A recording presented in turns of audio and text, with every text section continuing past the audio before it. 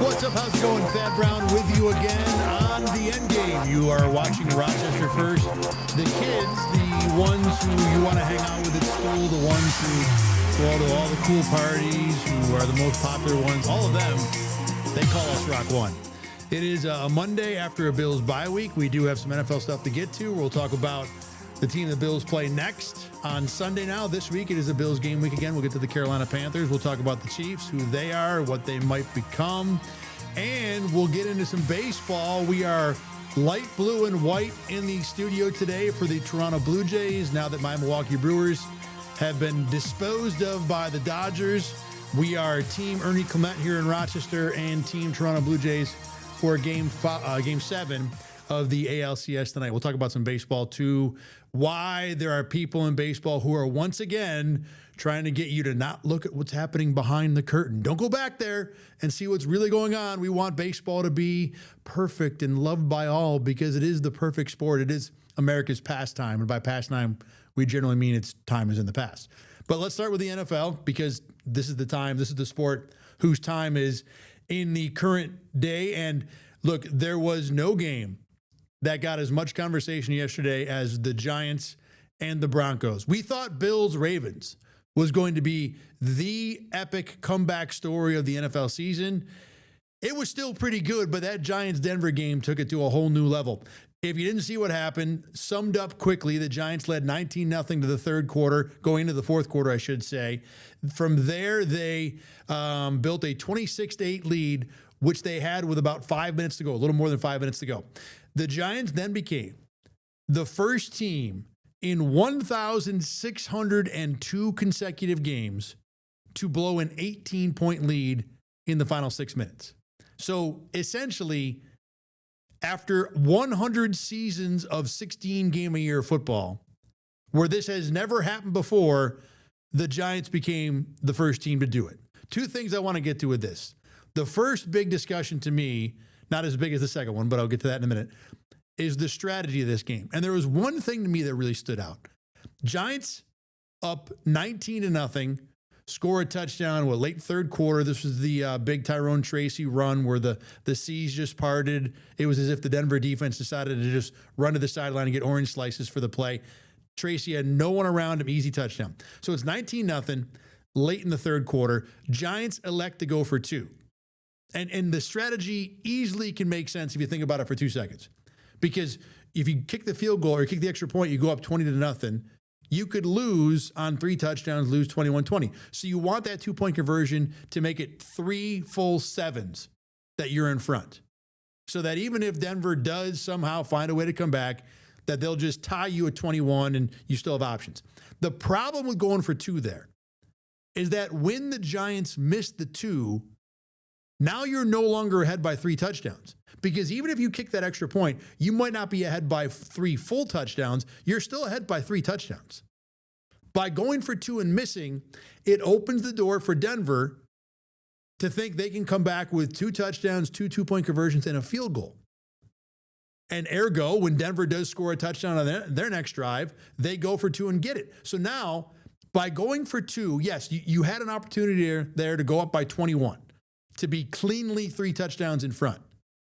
But by missing the 2, now your lead, instead of, you could have been up by 13, 20-7 is still a pretty reasonable score because Denver does not go for 2 if they're down 20. They just kick the PAT.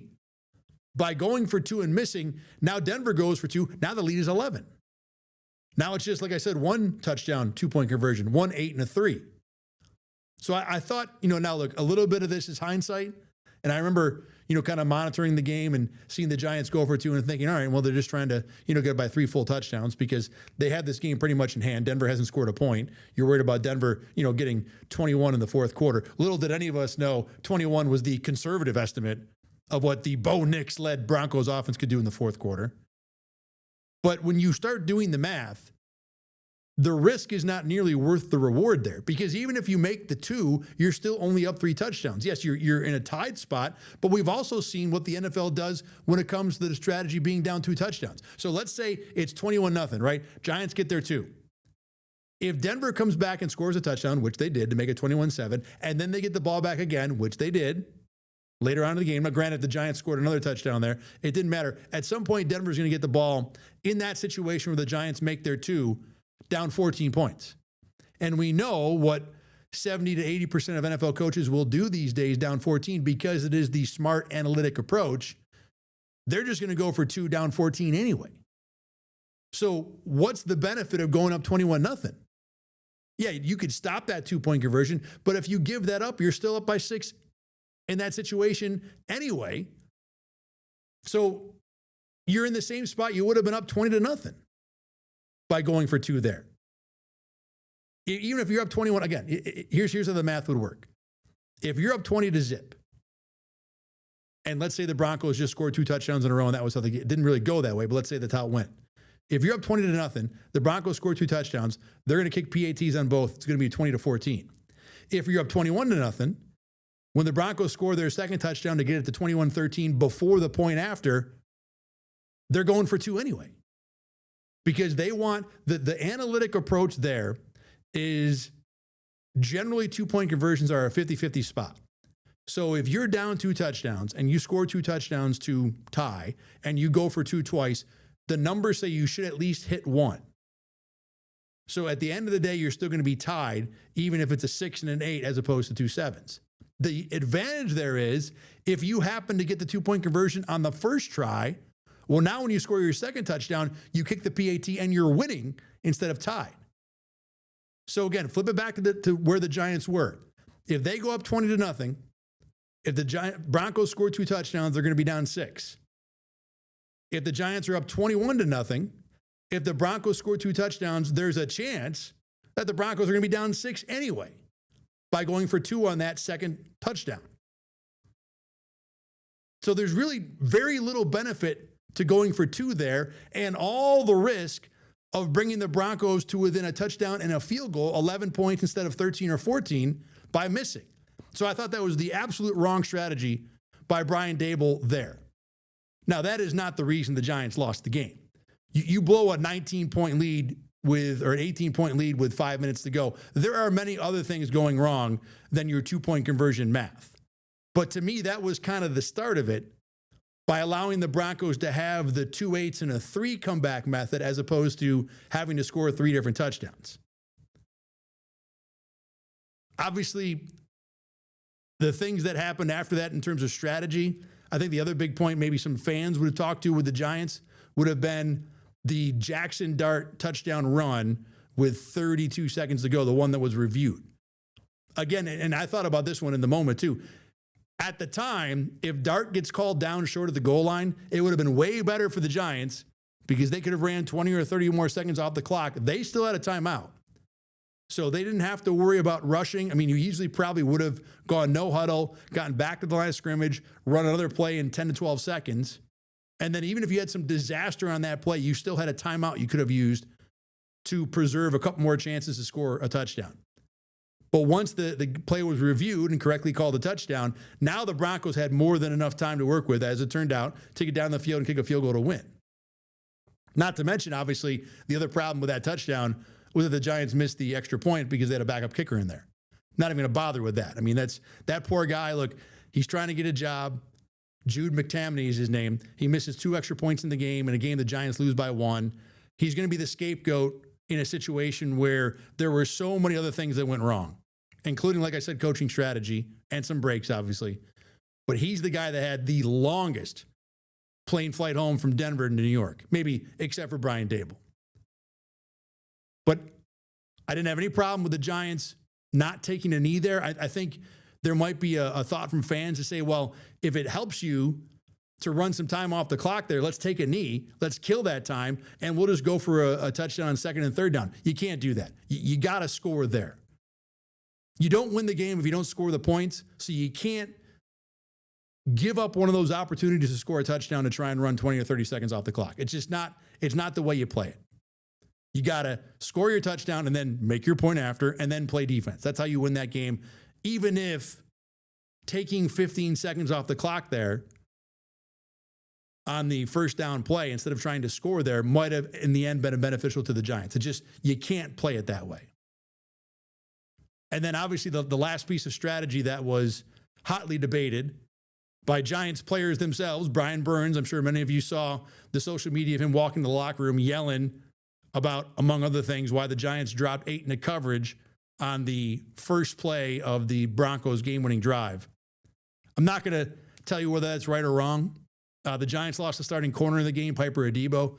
One of the reasons Denver had such an easy time scoring 33 points in the fourth quarter, because the Giants were down guys in the secondary.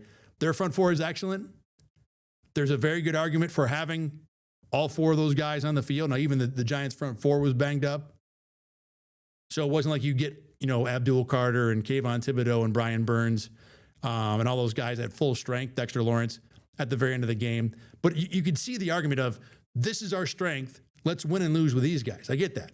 But by putting 4 in the line of scrimmage, you take another body out of coverage. Your secondary is already playing without one of their best, probably their best player in the defensive secondary. So you're leaving them more vulnerable. So I'm not going to say that dropping 8 was wrong or what the Giants should have done defensively. Obviously, the Giants had a problem with it. That goes back to in week 2 against Dallas. They gave up scores late because of playing a similar style defense. It's not crazy. There are a lot of times that, teams even in the second quarter will drop 8 in the coverage for different reasons. So it isn't like some bananas prevent strategy. The other thing about dropping 8 in the coverage, too, is that it usually will force a quarterback, especially a younger one like Bo Nix, to sit in the pocket longer, and that would drain even more seconds off the clock. So I get the strategy. I know the Giants hated it. I don't understand it. It just didn't work out. But the problems the Giants had to lose that game came before they were dropping 8 in the coverage. If you go from 18 up to trying to protect a 2-point lead in the final 30 seconds, there are 8,000 things you've done wrong before we get to dropping 8 in coverage. And to me, again, the 2-point conversion was one. The unfortunate timing with the Jackson Dart touchdown, which was the right play, but it was just a bad break, was 2. And then among the other things in between, and this is the other thing I want to get to out of this game. I watched this whole game over again last night because I wanted to see how impressive Jackson Dart and Bo Nix were. Because you could easily look at this game and think 33, 32, 50 points or whatever it was in the fourth quarter. Both quarterbacks, I think, combined for 7 total touchdowns when you count rushing and passing TDs. 1 turnover, the Jackson Dart fourth quarter interception, and they had somewhere in the neighborhood of 550 yards passing combined. You could look at that and say, these are 2 young quarterbacks that have ascended to the next level. These are 2 guys that are now finding their way in the NFL. The Knicks for sure playing for a playoff contender. Dart, maybe the Giants are still on the fringes of that. That loss last night or yesterday was a killer towards their playoff hopes. But regardless, 2 quarterbacks who are ostensibly the future of the league having an absolutely electric shootout in Denver. And the problem was there was so little from what those 2 quarterbacks did relative to how the game looked. That was impressive. I mean, you look at the whole Jackson Dart game. The Giants get up 19-0. The first touchdown's an absolute blown coverage where Denver allowed Daniel Bellinger, who doesn't have a TD catch in 3 years, to get 30 yards behind everybody down the field. The third touchdown, like I said, is a Tyrone Tracy sea-parting run from 20-some yards. Both quarterbacks in this game had a ridiculously lucky deflected touchdown. The 26-pointer, the 4th touchdown for the Giants, is a 3rd and 17 play where Dart's trying to hit Wan'Dale Robinson. It's a little out of his reach, but he deflects it up in the air right to Theo Johnson, who's running the other way and goes for a touchdown, again on 3rd and 17. So a ridiculously good break. And then the end of the Jackson Dart game, for all the success they had offensively early in the game, they had no answers late until their go-ahead TD drive at the very end. But there's a absolutely inexcusable 3rd down interception that Dart throws where I can only guess he didn't either see the linebacker or just made a poor judgment about how available the passing lane was to get the ball over the linebacker to Theo Johnson behind him. It's the kind of play that a rookie quarterback makes, right? So while you understand it based on where he is in his career, in the scope of that game, it's as a big a no-no as you can get. I mean, Jackson, we talk about what happened. I compared it to the Bills-Ravens comeback, right? The Ed Oliver, Derrick Henry fumble is the linchpin to that comeback. It is the thing that makes it all happen, that opens the door to all the other magic. This interception was the same thing. So you've got this 26-8 lead the Giants build, where there are so many little things where you don't look at that and say, wow, that's a good quarterback play. And then the quarterback is making as terrible a play as you can get that allows the other team to get back in the game. Now, then the Giants, when they do get down, Dart is able to lead a minute and change touchdown drive that puts the Giants back in front. He makes a really nice play on 4th and 19. Scrambles around, buys time, hits Wan'Dale Robinson for exactly 19 yards on 4th and 19. A good play, but it didn't really matter because Dart got roughed on the play. It would have been first down anyway. Still a good play. Following that, he attempts to throw an interception, trying to hit someone deep down the field in double coverage, but the play is broken up because there are two Denver defensive backs who easily could have intercepted the ball. They just got in each other's way. The play that gets the Giants to the goal line is a underthrown deep ball pass interference that no one in football likes. That was as ticky-tack a version of that as you could ever see. So there's so little that Jackson Dart does in the fourth quarter of this game, even when he's helping the Giants get in front, to where you look at that and say, wow, that's the kind of thing that young quarterbacks that are showing signs of developing will do. It doesn't mean he was terrible throughout the game. He still had, I think it was 283 passing with 2 TD passes. And I like Jackson Dart in general. And I liked other parts of this game. There were parts of this game where you saw him make big boy throws. Where, wow, that's layered nicely.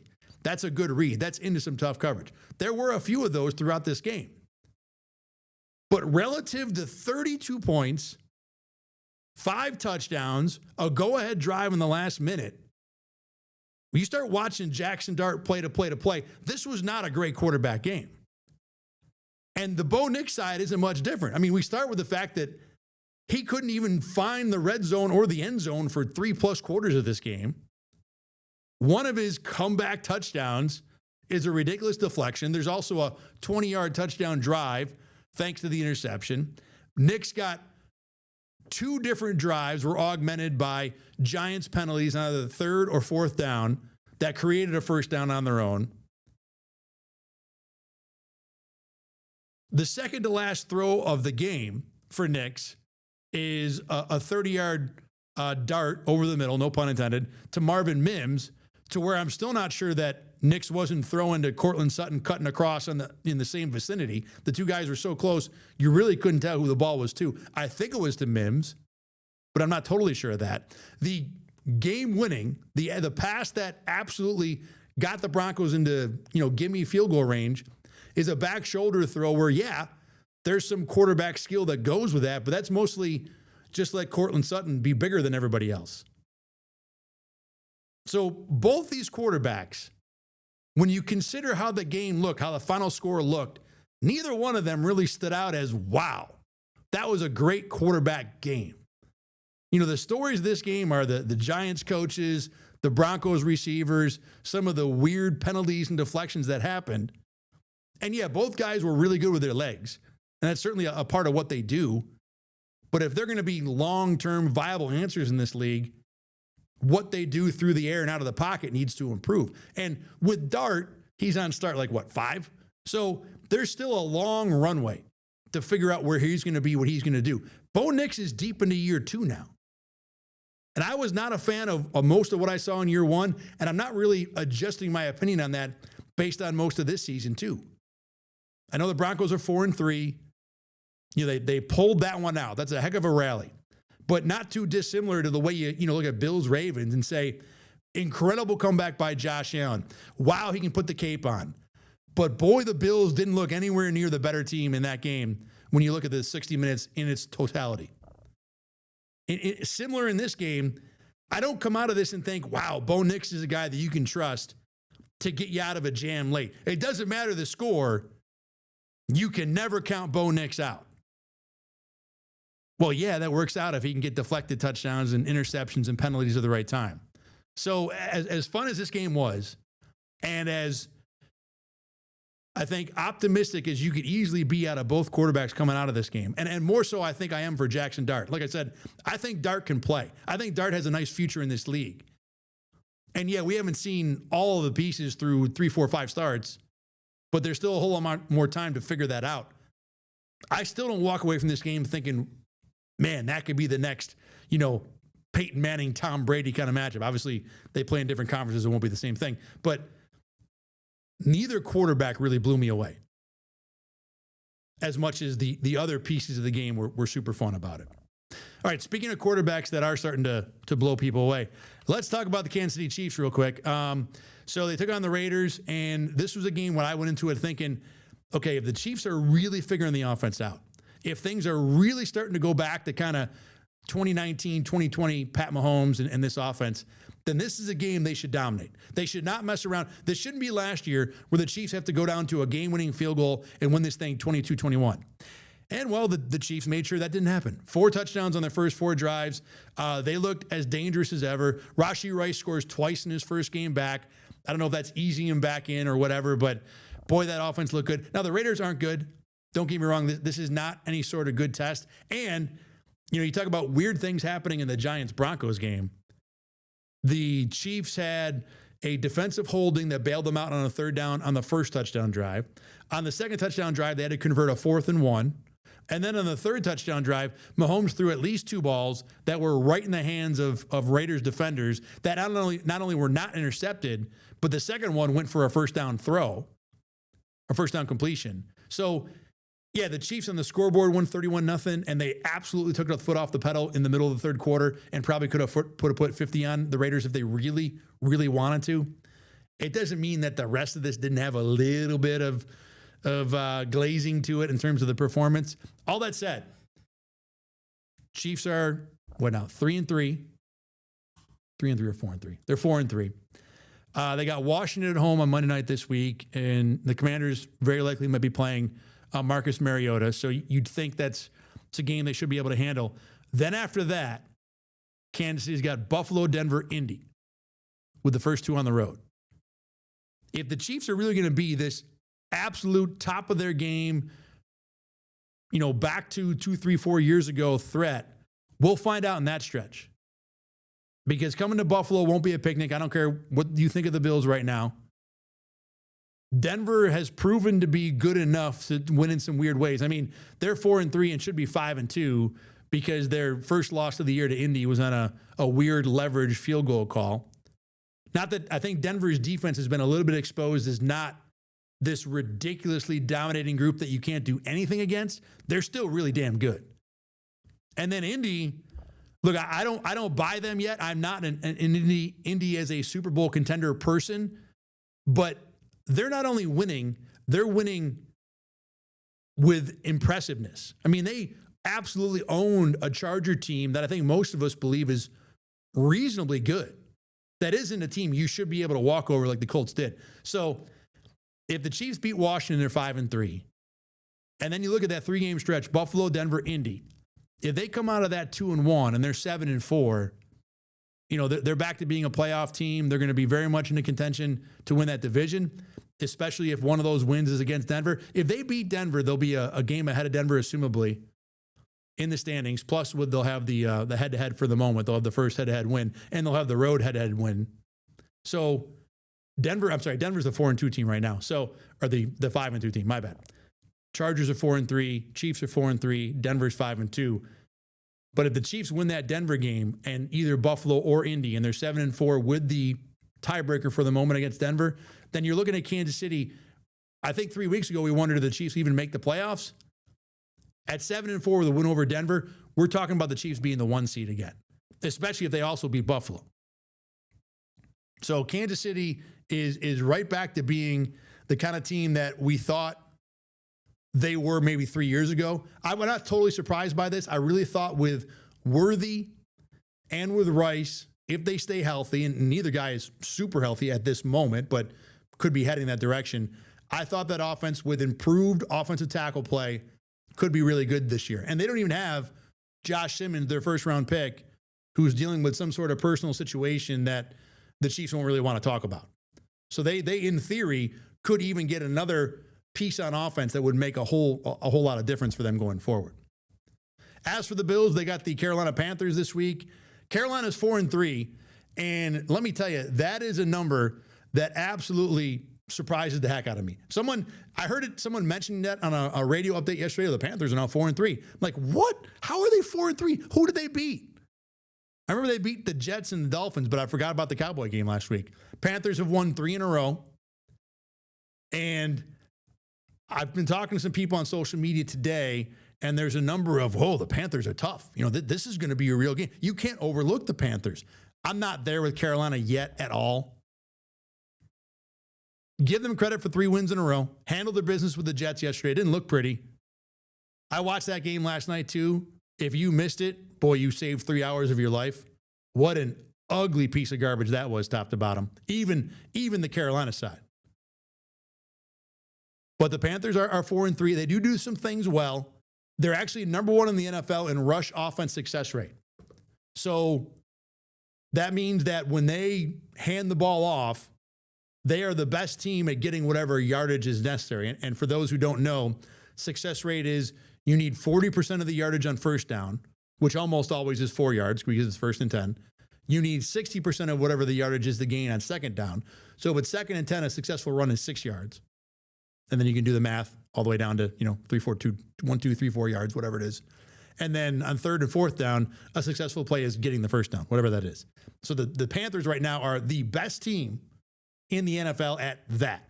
And then on defense, they are 8th in EPA per carry in terms of rush plays against, which is a stat that I don't know how to even fully explain. I do get the gist of it, but it does generally align with the teams who are better in the NFL. So they can run the ball pretty well. They can stop the run. On offense, they came into the season with Chuba Hubbard, who was the guy on your fantasy team that no one gets excited about, but might be at the top of the, okay, I can, use him all year and he won't hurt me tier. And then Rico Dowdle out of nowhere has had 200 yards, not last week, but the 2 games before. So they've got 2 veteran guys who've been on every fantasy team who no one ever gets excited about. And apparently a pretty decent offensive line if you're running the ball. And then up front, they're good enough on defense to at least cause problems against the run. Now, some of that has been augmented by some recent opponents. Dallas and Miami before the Jets were Carolina's last 2 teams, and they are absolutely atrocious against the run. Me, you, and 6 people we found in the street could run the ball against the Dolphins, and the Cowboys aren't much better. So those were the 2 big Rico Dowdle games. That's a part of this discussion about why Carolina is where they are statistically. The Bills are a 7-point favorite on the road this week. I think they deserve to be. I might have even gone a little higher. If I was going to guess the spread, I think I was going to put it at 8.5. The Panthers are likely going to have to go from Bryce Young to Andy Dalton at quarterback because Young reportedly, not officially, but reportedly has an high ankle sprain. To me, that's like a net neutral change. You go from the youth and potential of Bryce Young to Andy Dalton, who you know exactly what you're going to get. There's a reasonable floor, but there ain't no ceiling there. This is a game the Bills should win. The 7-point spread on the road says so to begin with. After that, the quarterback advantage is just ridiculously big for Buffalo. I don't care this game's on the road. The Panthers have been a little better at home. The Jets win yesterday was their first road win of the year. I think they are 3-0 at home this year. Again, it's Dallas and Miami. Miami's terrible. Dallas is terrible defensively. And the Atlanta game. Now, people point to that Atlanta game all day about, look at Carolina. They shut the Falcons out. And yeah, they played well in that game for sure. But there were so many things that happened in that game that felt fluky. There were multiple throws where Penix was a little bit off, or a Falcons receiver dropped a ball he shouldn't. The Falcons missed 2 field goals early in the game, which changed the whole tenor of things. If if it's 10-6 instead of 10-0, it's a totally different game. And then at 10-0, Penix throws a ridiculously terrible pick 6, like on his own 12-yard line. Now it's 17-0. And now, in the NFL, if you're up or down 17 points, whatever you came in with game plan-wise, talent advantage-wise, you just throw it out the window. So, yeah, the Panthers played well in that Falcons game. Give them credit for winning that one because I think we've all seen Atlanta as a team that at the very least can walk and chew gum at the same time. I don't know if I'd put Carolina in that spot, but they did beat one of those teams. And Dallas, they hammered Washington yesterday in a game where Jaden Daniels couldn't play the second half. They do have a tie with Green Bay. So Dallas is not awful. So as we kind of, go through the 6 degrees of separation about who's good and who's not good, Carolina does at least have some marks in their favor, legitimizing this 4-3 record, which is easily the worst 4-3 record in the NFL, but at least has some punch to it. But the Bills are a 7-point favorite. And like I said, I'm going to tell you tonight and on Wednesday and Thursday when we start really talking to the team, getting ready, I will be very surprised if the Bills don't win this game. And if they don't win this game, the general feeling of panic that's been bubbling up a little bit, it will be a full-scale red alert for that in Buffalo on Monday if they don't go to Carolina and get a win. And look, Carolina is not the Dolphins. They're not the Jets. They have some things they can do, especially up front in the run game where the Bills at least defensively have some struggles. But you can't lose a game where you have Josh Allen and the other team has Andy Dalton, and they don't have the Monstars playing defense. So this is a game the Bills should win. One more football topic I want to hit here before we go to break. On Thursday, everybody saw the Bengals pull one out against Pittsburgh. Joe Flacco and Aaron Rodgers combined, they're like 755 years old. They looked amazing. Great game up and down the field. And one of the big pieces of fallout from that one was that the Cleveland Browns had a whole new round of, why are you the stupidest team in the NFL? How could you possibly trade Joe Flacco to a division rival? Much of that stuff, much of that fire, kerosened up by Mike Tomlin almost complaining about the trade in press conferences before the game last week. And now look, the Browns have earned every bit of this reputation as one of the dumbest teams in the NFL. You can start with the Deshaun Watson contract and move to any other number of things that they've done wrong over the years to get themselves into this spot where they are perpetually in the race for the number 1 overall pick. All that said, I have no problem with this trade. And getting on the Browns, because Joe Flacco had one good game against the Steelers defense that's been up and down, to put it generously, is hardly evidence that the Browns blew this move as well. Now, look, if you want to make the argument that Joe Flacco clearly was worth more than a 6th, 5th round draft pick swap, I'll agree with you there. That if you're the Browns, you're going to make this move to sell off a starting caliber quarterback, not a good one, but still starting caliber, that you should get more than moving up 30 picks on day 3. I'm with you. But the Browns have 2 young quarterbacks that they got to get a look at before their inevitable opportunity to draft another quarterback in April. Joe Flacco was in the way of all that. They're not going anywhere this year. That's a very reasonable, honest assessment of who they are. I don't care how good they looked against Miami over the weekend. And frankly, trading Joe Flacco to Cincinnati isn't going to do much for the Bengals either. This is still a team with a terrible defense. We saw that Thursday night. Yes, Joe Flacco's quick release might save some of the problems on the offensive line, but we all saw Joe Flacco as a starter in Indy last year with a reasonable offensive line and a reasonable group of weapons around him. He didn't have Tyler Warren, but he still had Josh Downs and Michael Pittman and Jonathan Taylor, and he wasn't much of anything in Indy last year. So don't get hyped up by one good game. Don't overreact to the one national game that everybody saw and think, wow, look at Joe Flacco. That's going to be a revelation. Yeah, the Bengals might beat the Jets this week, although it would stun no one who's watched any NFL football this year to see the Jets go in and win that game as their first game of the year, with the Bengals coming off the high of, stealing one against Pittsburgh. And they got Chicago after that, the Bengals do, so they could be 5-4. But there's still a 3-game stretch that's Baltimore, Buffalo, Baltimore. Assumably, the Ravens will be functional at that point. Maybe not. But if they are, Joe Flacco ain't winning any of those games.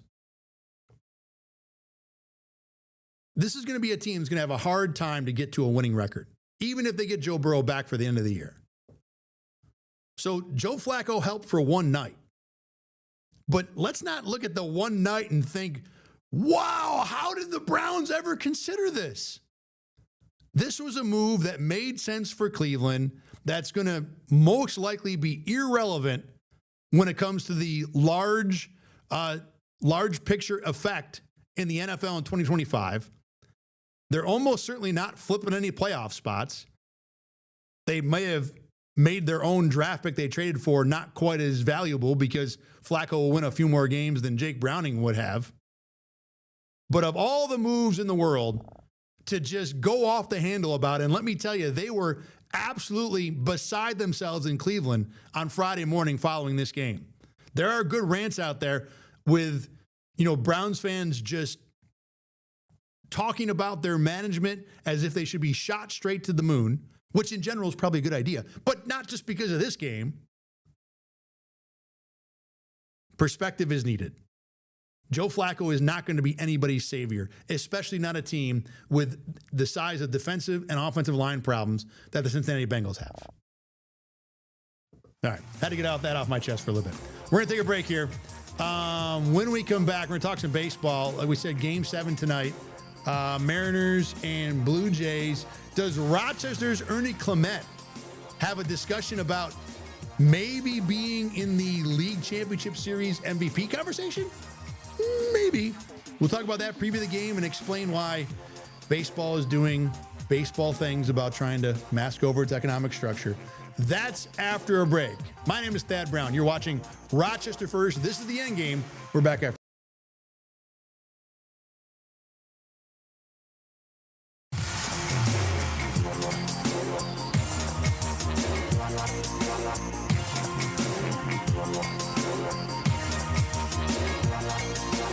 We're back on the Endgame. Thad Brown here with you on Rochester First. Couple of pieces of quarterback news from the NFL today, just now actually. We just talked about how the Chiefs might get the Commanders on Monday night without Jaden Daniels. Well, the update on his hamstring is that it's not, we get to the exact wording here, not significant or long-term, but Washington coach Dan Quinn doesn't know if Daniels is going to play Monday night against the Chiefs, but now he might, where I think yesterday it looked like he probably almost certainly was not. So that makes that game a little more of a minefield for the Chiefs in terms of what they want to do. The other piece of injury news, which is equally as surprising, but in the other direction, Lamar Jackson not participating in the Ravens' first practice after the bye today. Now, generally with injuries to major players, if a guy doesn't practice on Wednesday, that's of zero concern. Because you can practice Thursday, Friday, get back into it, and still show up on Sunday and play. So Monday, if Wednesday is zero concern, then Monday's even less concern than that. It's negative concern. Don't care. However, I would think after all the time that Jackson has missed, this would be a game that he would be playing in. Or this would be a practice, I should say, that he would be playing in. No indication at all that he won't play on Sunday, but a little surprising, I think, that he's not at practice right now. Tonight is Game 7 of the ALCS, and that means another chance for our guy Ernie Clement to do something awesome. The Jays and Mariners battling for a chance to get beat by the Dodgers in the World Series. And I thought that Seattle had to win last night. No real statistical backing for it. My gut was just that if the Mariners are going to get this done, you can't let Toronto's bats heat up again. You can't let the crowd in Toronto get rolling. You can't let things start going the way they can against these Toronto Blue Jays. And they did not succeed. Jays were hitting homers right off the bat. I mean, frankly, Seattle was lucky it wasn't 10-0 when it was 5-0 about halfway through that game. Tonight, it's going to be George Kirby on the mound for Seattle. And to me, that is the absolute number one key to this game if you're on the Mariners side. They need a start out of that guy that's going to be a difference-making kind of thing. They absolutely cannot get down 3-4 runs. I think that's generally how you want to look at a Game 7 in most sports. The team that gets ahead early is going to have all the pressure off of them. All the worry goes in the other dugout with the other team. And if George Kirby, like he did in Game 3, gets hammered early, then the Jays are going to be playing for another week and a half or so. Clement, by the way, what a story he's been. He's got 17 hits, second most in all the postseason behind his teammate Vlad Guerrero. He's got 10 runs scored, which are also the most so far in the postseason, tied with Vlad Guerrero.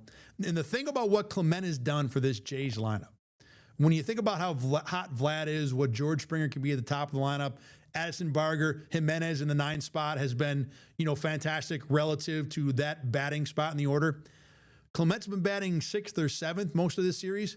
So when Vladdy hits third and Clement's hitting 6 or 7, that means basically 2 out of 3 innings, the Jays have someone who's on a ridiculous tear coming to the plate. So you always have either almost every inning, Vlad or Clement coming up, a guy that's as likely to get a hit as not. And literally, the batting average says that's true. So it's been awesome for all of us here in Rochester to root for Ernie Clement. Hope he has a big game tonight in Game 7. And the numbers that he has, like I said, 17 hits, 10 runs scored. He's got a homer in this series. He probably, if the Jays win the game, is not the MVP favorite, if only because Vlad Guerrero's been so amazing. But there is an argument for Ernie being in that discussion. Let's say he hits like a big go-ahead. It's 1-1 in the 5th, and he hits a 2-run shot, and the Jays go on to win. There's an argument for Ernie Clement to be the MVP of this series. He's been that good. He's only got, I think, 2 strikeouts in the playoffs, or maybe it's he and Vlad have 2 strikeouts combined. Nearly everything at least gets put in play by Clement. He's only got 1 walk. Last night was his first walk. So in all the ABs he's had in this series, he's constantly putting the ball in play, constantly hitting the ball hard. And for a guy who prior to this year, really prior to last year, was mostly a utility guy, he's got a great glove, can play multiple positions. He's really found a home with the bat this year. I really found a comfortability. And this is not surprising. I mean, he's been hitting it well all year. He was flirting around 300 most of the season. I mean, what he's doing now is as hot as he's probably been all season. But it's not like this is a guy who hit 210 who's suddenly hitting 450 in the playoffs. Ernie Clement has been this guy most of the year. The Jays have a ridiculous lineup. And yeah, I think they would probably lose to LA, but I would love to see what Toronto can do at the plate against what the Dodgers have been doing on the mound during this postseason. It's a perfect little transition into the latest baseball person who is trying to take up for the way the economics are balanced in Major League Baseball. Ben Verlander last night. This is Justin Verlander's brother. Really great baseball reporter. I love to follow him. He's got such an enthusiasm out of baseball, loves the sport, ton of respect for where he comes from and the place he's at and what he does in social media.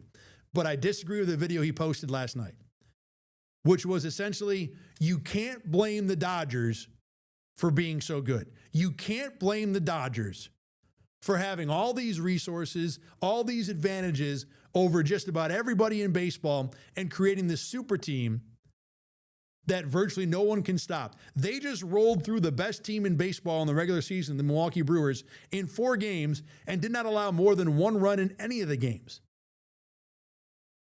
Shohei Ohtani, in this show, we're not going to give what he did in Game 4 the proper acknowledgement. 3 homers, 10 strikeouts, a great start, all in the same game. I mean, it makes Babe Ruth look like a one-note kind of guy. So Ohtani was fantastic. And even as a Brewers fan, I thoroughly enjoyed watching that. Maybe not thoroughly. I mostly enjoyed watching that on Friday night in Game 4. Incredible player. And we're lucky to have him in baseball to be able to watch him. The Dodgers, however, are not very lucky to have him at all. And going back to what Ben Verlander said, one of the points he made was, look, the Dodgers spend 75% of their revenue on player contracts. Whereas, according to Ben Verlander, other teams, their percentages are in the 30s. Now, to begin with, I don't know where he gets these numbers from, because if you do research on baseball revenues and payrolls, it gets very fuzzy who's making what and who's spending what where. For example, just revenues by itself, Forbes has the Dodgers at $750 million, and another, I think it was CNBC, had the Dodgers at $700 million. And that's not this year either, that's last year, because you don't have total revenues for this year. This year is technically not over yet.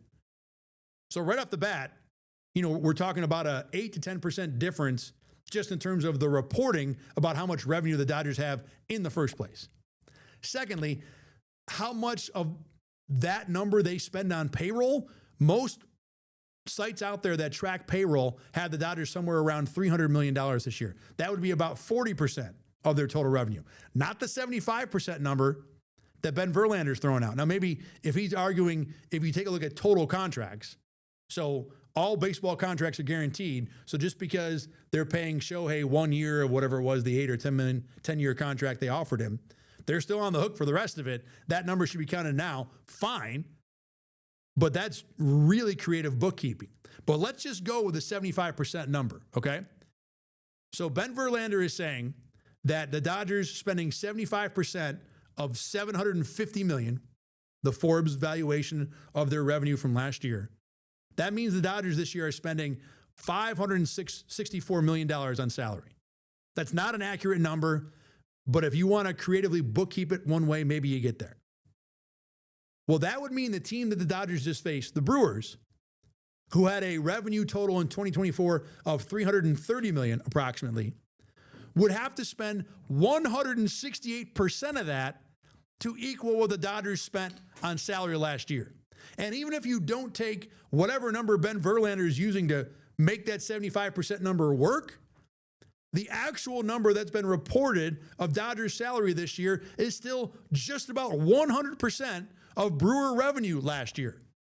So for a team like the Brewers to actually compete, even if you want to argue they only spend 30% of their revenue on player salary, they've got to get up to 100% to compete. So why should that owner be told, here's your deal. Either you compete equally with the team that's going to probably beat you in the playoffs, or you make a profit. What American in the world is not probably taking the profit side? It's always bothered me that the argument for teams competing is, well, all of you that don't have even 50% of the revenue that these big market teams have, you should all spend more because you're all rich people and we know you have the money. There's no way that's reasonable. There's no way that most Americans who own a business would want to operate it that way. Now, you want to argue that the teams like the Pirates, who spend maybe 5% of revenue on player contracts, should be doing more, sure. But the Pirates are a bad organization. They're run poorly. Even if you change the economic structure and make it more even, they're still going to be a bad team. And if you don't believe me, please look over to the New York Mets, or really any team whose nickname ends in ETS. They're all going to be poorly run organizations, no matter what the economic structure is. So I'm not making this argument to cover face for those teams, but for a team like the Brewers or the Rays back in the day, who do it right, who make an effort to compete, the way this structure is set up, it is built to make sure those teams are not going to succeed at the highest level. And we saw it again this year. And if the Mariners win Game 7 tonight, as good as their vibes are, there's an excellent chance they're going to get rolled by the Dodgers in the World Series as well.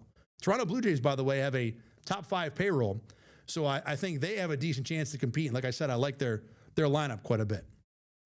All right, it is time now for our weekly segment on Monday.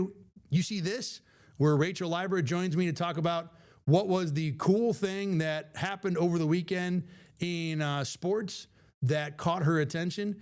Rachel, I'm going to give you the full screen here. You can go first with the thing that you liked the best from over the weekend. The first thing I saw, and I'm going to start with this by saying I saw... You got two, by the way? No, just one. Okay, go ahead, yeah. I saw a few cool things, but the thing that stuck out to me. So I saw on Twitter... Get the Rochester First streaming app today for everything you love from News 8 On Demand, plus exclusive shows you won't see anywhere else. Search ROC and download for free on Roku, Amazon Fire, and Apple TV.